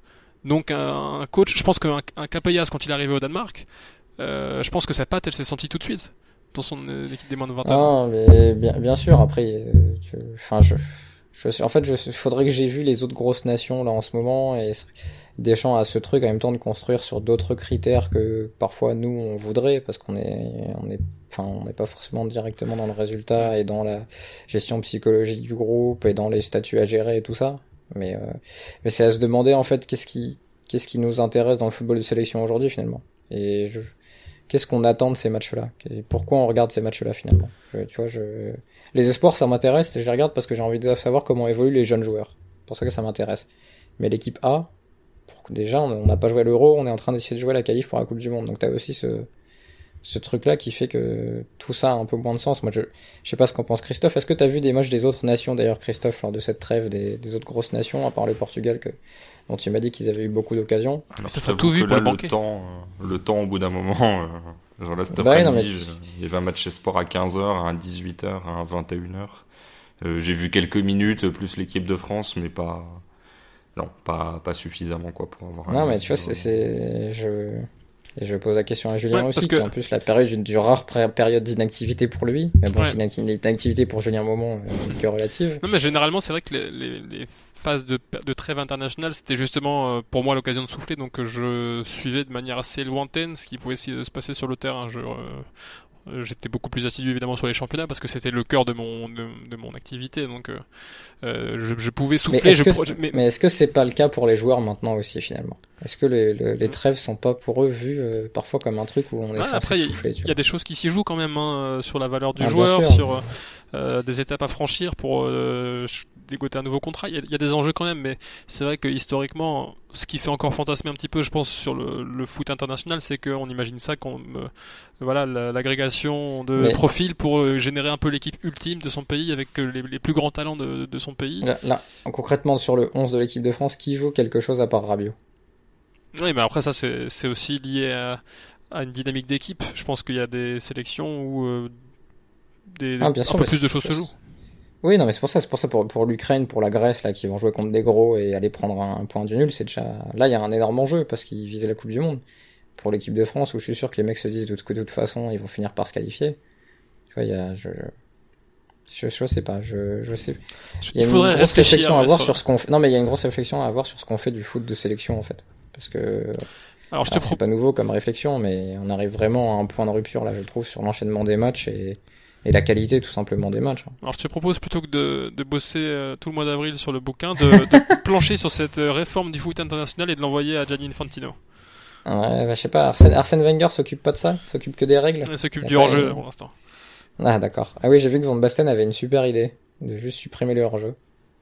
qui a dû faire plaisir à son ancien coach Saki. Enfin, c'est quand même une incompréhension quand t'as été footballeur et entraîneur de supprimer la règle qui fait quand même 85% du sens du football. Ouais, mais supprimes... du coup, ça ouvre des perspectives tactiques intéressantes quand même, parce que combien de joueurs tu sacrifies pour, tu vois, comment tu réorganises ton, en fait, tu changes complètement de référentiel sur parce que la défense de zone, justement, comme tu vas t'évoquer Saki, elle repose beaucoup sur le soutien de la règle du hors-jeu, et puis il y a aussi le soutien des lignes de touche autour, des dimensions du terrain, quoi. Le pressing repose sur le hors-jeu. Hein. S'il y a plus de hors-jeu, je sais pas comment tu peux presser derrière. S'il y a un mec qui va plus vite que toi et que le gardien la jette dans le dos. Disons, Ederson deviendra le joueur le plus cher du monde, je pense. Bah oui, c'est ça. En fait, il y a toujours, tous les 2-3 ans, un mec qui dit ah ouais, et si on supprimait le hors-jeu, il y aurait plus de buts. Ouais, parce que il y aurait pas plus de buts. Tout le monde jouerait bloc bas en fait. Ce serait tout mou. Il y aurait plus de rythme. Tu penses que tout le monde jouerait bloc bas? Parce que comment tu veux jouer? Je pense que t'auras des équipes coupées en deux, moi. Ouais, des Zeman, ça pourrait relancer la carrière de Zdenek Zeman. Oui. Non, oui, mais ça ressemblerait au match de fin des années 70, début des années 80.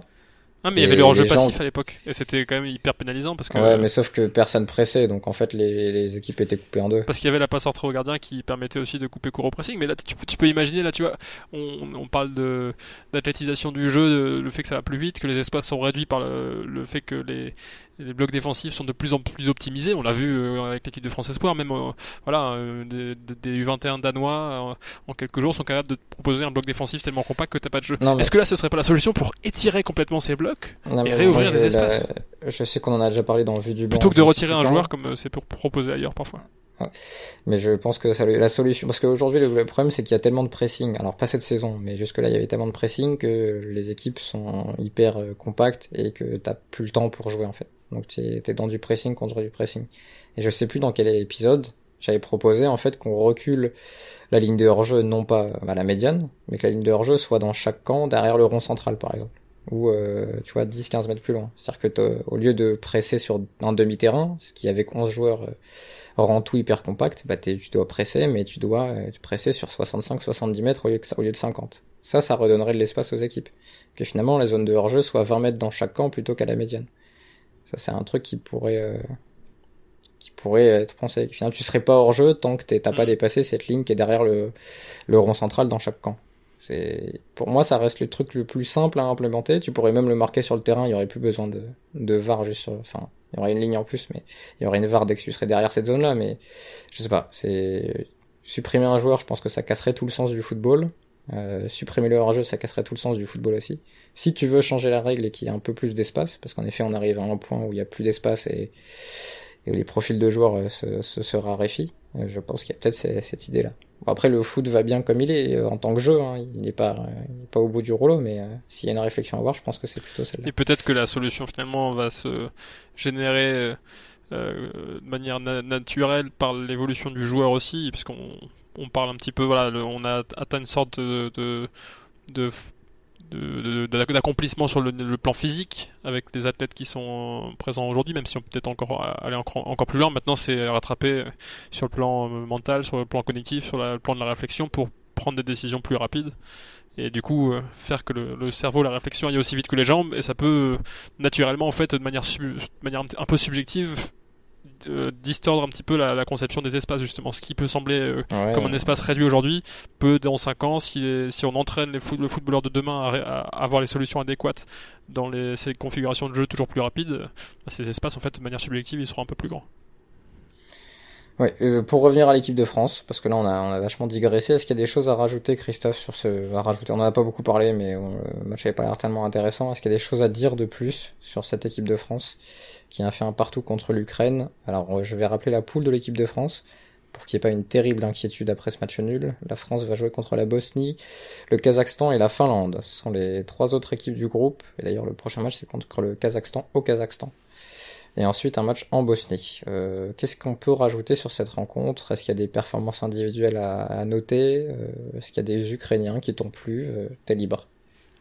Non, Mbappé a pas été bon. En fait, il faut le dire parce que forcément, il a déjà montré qu'il pouvait être très bon face à des blocs bas, mais malgré tout, on va dire qu'il est à peu près tout le temps bon quand il a de l'espace. Quand il en a pas, c'est plus incertain. Je pense qu'il est par exemple pas au niveau d'un Coman qui lui est habitué à affronter des adversaires relativement regroupés et qui fait toujours des différences là-dessus.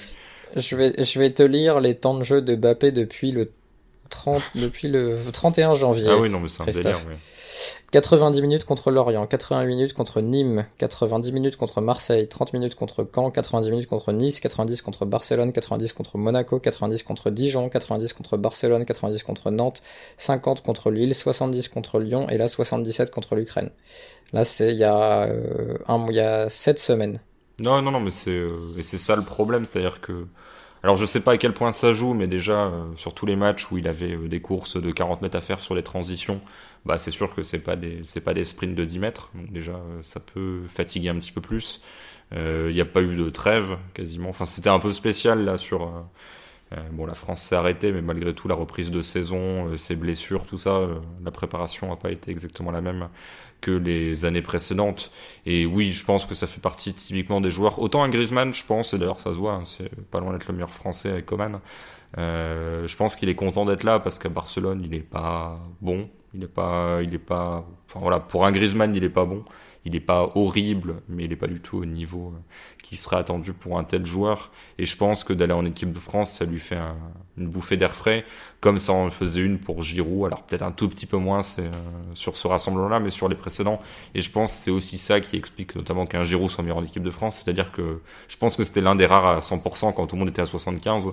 Et donc du coup, t'avais l'impression que voilà, qui retrouvait un niveau incroyable, c'est juste que tout le monde était un peu plus bas qu'à l'habitude, et je pense sincèrement que Mbappé, enfin inconsciemment ou consciemment, je sais pas, hein, mais il a rien à gagner à faire ce match-là à fond. Même mentalement, je pense que c'est, enfin, comme on l'avait. Ouais, non, c'est. Parce que on avait entendu Damien Da Silva nous le dire, tous les 3 jours mentalement, je pense que le mec à un moment finit par choisir inconsciemment, comme tu le dis. Et puis pour la préparation physique, généralement, quand on imagine la planification de l'entraînement sur une semaine, généralement on considère ça comme un microcycle de compétition. Sur une semaine normale de 7 jours, il y a un peu 3 étapes. C'est-à-dire en début de semaine, il y a l'étape de récupération liée au match précédent. Ensuite, il y a l'étape de conditionnement, entre guillemets, c'est-à-dire la vraie préparation physique où on va créer des conditions qui se rapprochent le plus de la compétition en termes d'intensité, de durée, etc. Et puis quand on se rapproche du match, on réduit les charges et on va vers le côté peaufinement, un petit peu avec notamment de l'explosivité ou des choses comme ça, un peu plus court, un peu plus léger. Et donc ce processus-là, quand on est sur vraiment quelques jours, en plus quand il y a du trajet, il est forcément extrêmement compact. Et si ça se poursuit dans le temps, au final, il n'y a pas cet équilibre dans le travail physique. Donc ça peut expliquer un petit peu, je pense, cette irrégularité aussi dans la forme de Mbappé. Très bien, merci messieurs, je pense qu'on va s'arrêter sur l'équipe de France là-dessus parce qu'on n'a pas grand-chose à dire sur ce match. Une question de chat noir, Christophe, peut-être pour toi ou pour Julien, qui a peut-être eu l'occasion de s'adonner à cette activité récemment. Des idées de programmes télé à voir pendant la trêve, Christophe? Est-ce que tu conseilles toujours Plus belle la vie? Est-ce qu'il y a d'autres programmes que tu... Non, mais en fait, le problème, c'est que là, par votre faute et par la faute de Coparena Watch, je m'inflige beaucoup de foot. Donc je suis un peu fatigué, mais j'ai pas forcément le temps de faire d'autres choses que de regarder. Bon, là j'ai de la NBA en télé, mais on en revient un petit peu sur la même thématique. Donc non, je t'avoue que je ne regarde pas spécialement les chaînes. Alors j'appelle ça les chaînes hertziennes. J'ai l'impression que RTL n'existe plus, mais en tout cas les chaînes généralistes. J'ai dit ça la semaine dernière. On s'est bien moqué de moi. Je comprends pas. Mais je crois que en tout cas, je ne regarde pas les chaînes non sportives. Donc non, je peux conseiller les courses cyclistes. Là, il y a le Tour de Catalogne en ce moment. Mais c'est l'après-midi, donc... Est-ce que c'est plus ou moins distrayant qu'un match de l'équipe de France? Bah, c'est le cyclisme, donc c'est un peu lancinant. Genre là, aujourd'hui, c'est pas passé grand-chose. Mais ça fait un fond et ça change. Non, mais sinon, je ne sais pas, je t'avoue, je ne connais pas trop la télévision. C'est plus toi, Raphaël, qui est au courant de ce qui se passe. Oui, après, est-ce qu'on compte les séries Netflix dedans? C'est toujours pareil. Alors techniquement la question c'est programme TV, donc je sais pas, il faudrait que Chat Noir nous précise. Malheureusement il n'est pas avec nous. En ce moment c'est évidemment Top Chef, le programme de la saison là. Ouais, il y a les reprises de Koh-Lanta aussi. Ah oui, c'est le seul truc que je regarde, c'est Koh-Lanta effectivement. Avec les jaunes qui savent pas faire une cabane. J'ai pas regardé Koh-Lanta depuis très longtemps, donc pas du tout. Non mais franchement non, pas grand chose à la télé. Bon, madame regarde The Voice, donc je finis par regarder aussi. D'ailleurs, à chaque fois, les gens me disent « Ah, t'es dans The Voice ?» et ils me disent « Ah bah non, c'est Vianney » et ça me fait rire. Voilà, c'est très drôle. Je crois que c'est vraiment mon sosie officiel, donc ça va. D'habitude, mes sosies sont beaucoup plus vilains physiquement, donc je suis plutôt satisfait au final. Je me moque, mais plutôt satisfait. Même si j'ai cru lire qu'il avait créé la polémique sur Twitter. Tout c'est compliqué en ce moment. Pas de programme TV, Julien a conseillé? Non, bah moi j'ai un petit peu de Netflix. Bah vas-y, dis-nous. Dernièrement, j'ai vu la saison 3 de Paradise Police, c'est une série d'animation qui va un petit peu dans certains extrêmes du niveau humour visuel, mais c'est drôle, ça fait passer le temps. Voilà. En fin de journée, quand on a vu beaucoup de foot, ça décompresse et on met le cerveau en pause et c'est rigolo.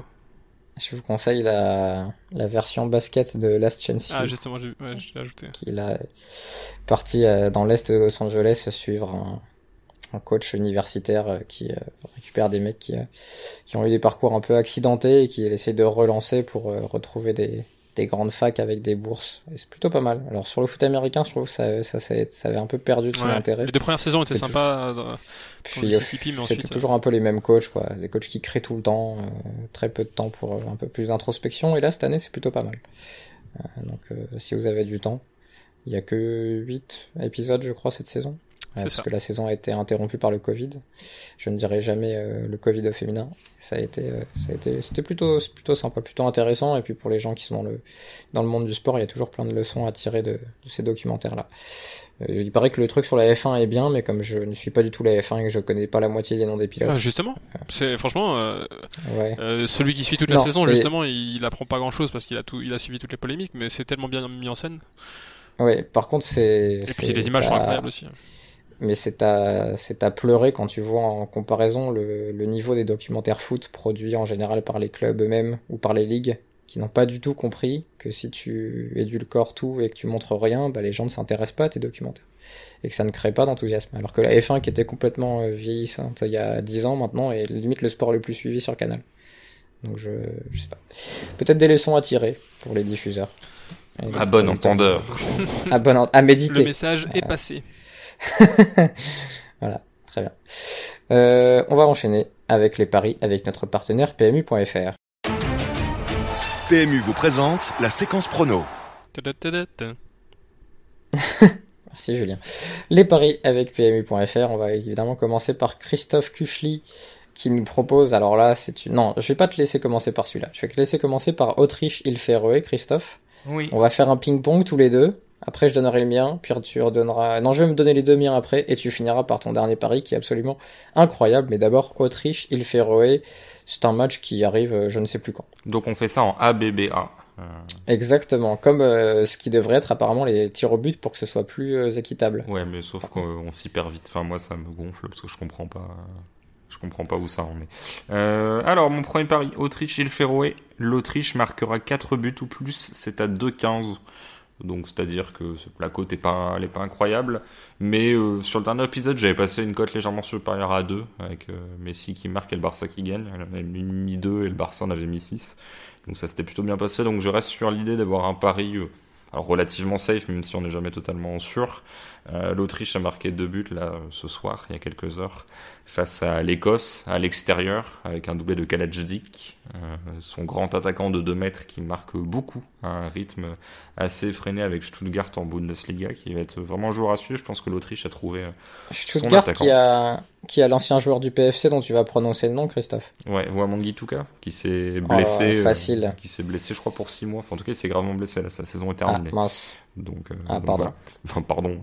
Son nom n'a pas changé. C'est juste qu'on le reverra plus. Non, mais pardon de le mentionner comme ça, nonchalamment, alors que le mec vient de perdre une saison. Mais oui, donc ça pour dire que l'Autriche qui met 2 buts en Écosse, l'Écosse qui est quand même traditionnellement une bonne défense, en plus à l'extérieur, c'est pas forcément facile de jouer. Je me dis que face aux îles Féroé qui ont fait un partout en Moldavie, mais qui sont une équipe quand même assez faible, sachant que j'aime beaucoup de joueurs autrichiens, je pense que c'est vraiment le pays qui profitera le plus de toute cette Galaxy, Red Bull, etc. Parce que même s'il y a pas que ça, t'as quand même pas mal de mecs qui sont passés par Salzbourg, qui ensuite se retrouvent à Leipzig ou autre, et qui se retrouvent à faire des carrières avec vraiment un talent maximisé, avec un gros suivi individuel, etc. Donc je pense que ça va être une équipe à suivre. En tout cas, j'aime beaucoup de ces joueurs, les Sabitzer, etc. Et tu aimes beaucoup l'Autriche pour le saut à ski de toute façon. Oui, c'est vrai, c'est assez, bon, c'est pas, après, j'ai pas de préférence nationale sur le saut à ski, mais c'est vrai que les Morgenstern, etc., sont des joueurs morgui, des sauteurs très, très marquants. Mais voilà, donc 4 buts autrichiens, si t'en as mis 2 à l'Écosse, tu peux bien en mettre 4 ou plus aux îles Féroé. Bon, il y a toujours les questions du Pogba ou autre, hein, mais a priori, avec un attaquant de 2 mètres et les centres de Stefan Leiner ou autre, il y aura moyen d'attaquer ça de différentes façons. Donc c'est à 2-15 et c'est mon premier pari. Ok, mais de Paris, je vais faire vite. J'étais pas très inspiré et finalement je me suis dit qui a marqué les triplés lors des derniers matchs? Burak Yılmaz et Thomas Soucek, donc ils vont bien en marquer au moins un but lors de un prochain match. Burak Yılmaz et la Turquie se déplacent en Norvège. Alors au départ je me suis dit je vais partir sur Haaland parce qu'il a pas marqué lors du match précédent, donc il va forcément marquer là. Mais sa cote était trop faible, donc je pars sur un but de Burak Yılmaz en Norvège, c'est à 3,10.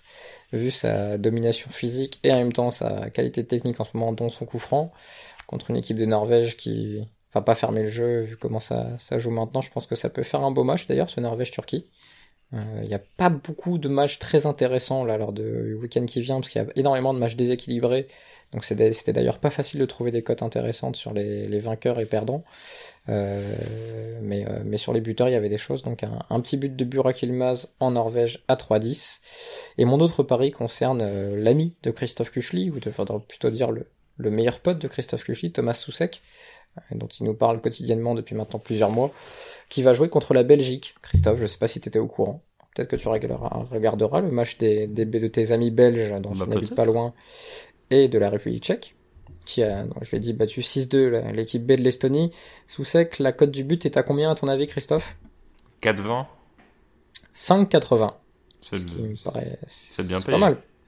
C'est pas mal pour Thomas Soucek et sa qualité dans les airs. Alors il va avoir du répondant côté belge, mais bon, la cote était assez élevée, et vu que de toute façon on ne passe aucun pari, autant qu'on en passe quelques-uns de temps en temps pour nous rattraper. C'est d'ailleurs toute la philosophie de ton deuxième pari, Christophe. Oui. Puisque tu pars sur le match Kazakhstan-France, oui. Mais tu vas chercher un peu loin. Oui, je regardais les cotes, elles étaient sur les buteurs tout assez basses, fort logiquement. Et il y en avait une qui était très haute. Alors on va pas se mentir, si c'était un autre joueur qui avait cette cote-là, je l'aurais peut-être pris lui. Mais là c'est Prenel Kipembe qui est coté à 22 pour un but, alors que d'autres défenseurs sont vers les 7-8. Honnêtement, que la France marque plusieurs buts face au Kazakhstan, qui n'a pas joué, je sais pas si c'est un avantage ou un inconvénient, mais d'après ce que j'ai compris, son match face au Kirghizistan a été reporté. Donc du coup, ils seront soit à court de rythme, soit plus frais, je ne sais pas.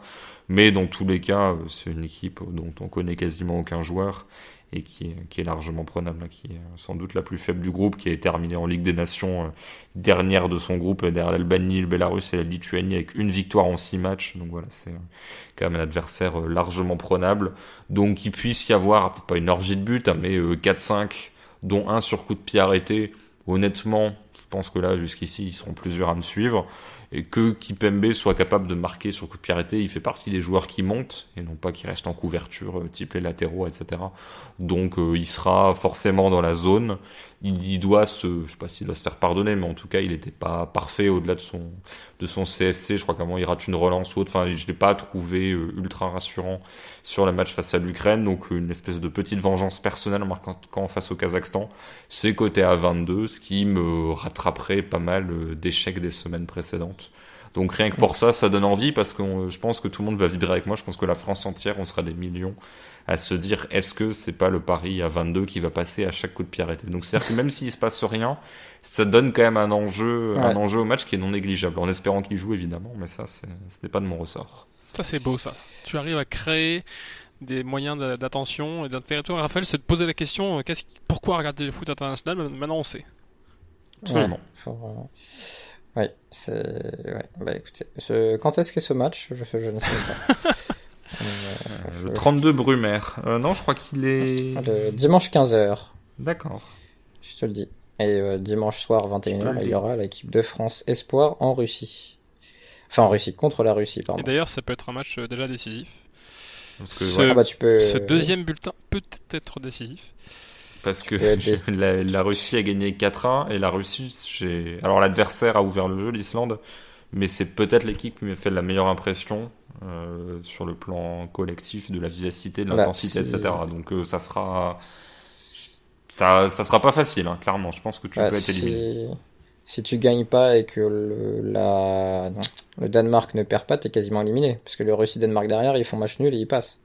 Oui, sachant que je pense que le Danemark a de bonnes chances de battre l'Islande. Non, mais c'est même sûr, hein, si le Danemark fait match nul avec 4 points et si la Russie gagne avec 6 points, la France sera éliminée. Parce que la France aura 0, il restera plus qu'un seul match. Oui, non, mais de toute façon, si tu perds, t'es éliminé. Mais même en faisant match nul, après, le Danemark et la Russie peuvent faire un Autriche-Allemagne. Alors, j'espère, enfin, ça se trouve, je dis ça, il y a que le premier du groupe qui passe. Non, il y a les deux premiers. J'ai perdu avec les deux premiers. Bon, non, mais par contre, si c'est aux confrontations directes, s'il y a nul, enfin, si tu fais 4-4 avec le Danemark, même si le Danemark perd le dernier match, tu sors aux confrontations directes. Donc, bref. Donc, c'est déjà mal parti, en fait. Il faudra vite se rattraper.